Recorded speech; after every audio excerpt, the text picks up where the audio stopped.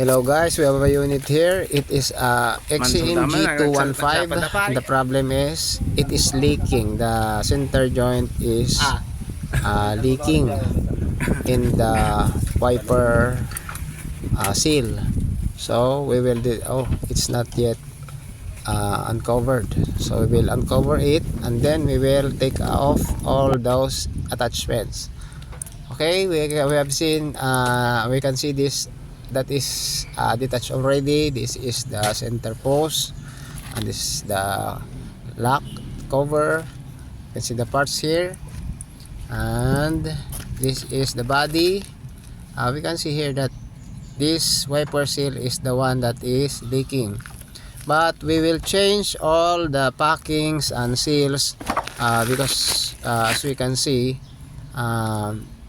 it is advisable to change it already because the working functions of the unit is needed.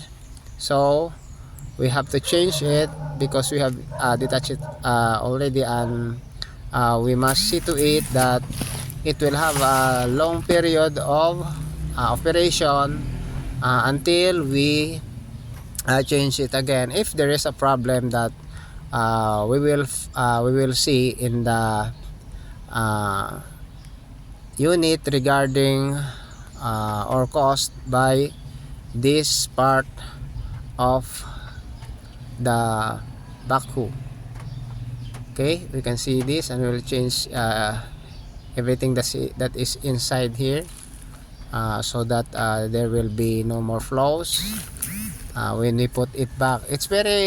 It's not that hard, but it's sometimes there's units that is so difficult to detach the hoses. It's hard to reach areas, so we see to it that if we manage to take it out, we will change everything that is inside there that is damaged, so it will have more long period of working hours than if we just take the wiper seal out. As we can see here, these are the ports. This is what is inside the center joint. So you can see there are ports here that where the hydraulic fluid is passing. So okay, that's it. Okay, we have this, the other parts, and so we are going to buy the parts that we need. So let's wait for the parts. Okay, so yes, there. Okay, we have now the parts. We will put it back together. Okay, so you see there the plastic packings are we are putting inside the plastic packing, plastic seals. Okay,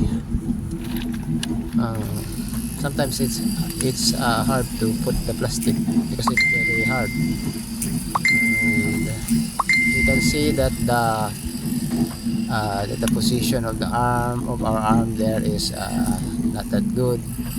So let's see to it that we won't damage the seals, so that it will have a long life.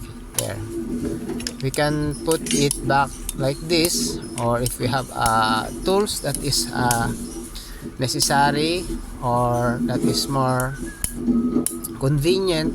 Okay, but as you see, I have used pliers and what we call this, a hammer, and then we hammer it slightly so that we cannot damage the seal, and then it will leak again if we damage the seal. Okay, then we will see if it fits inside, and the center post will not be snug inside, and it will rip out the seals. So you can that see we have put that. Okay, you can see it that we can see that all is now the moment of truth.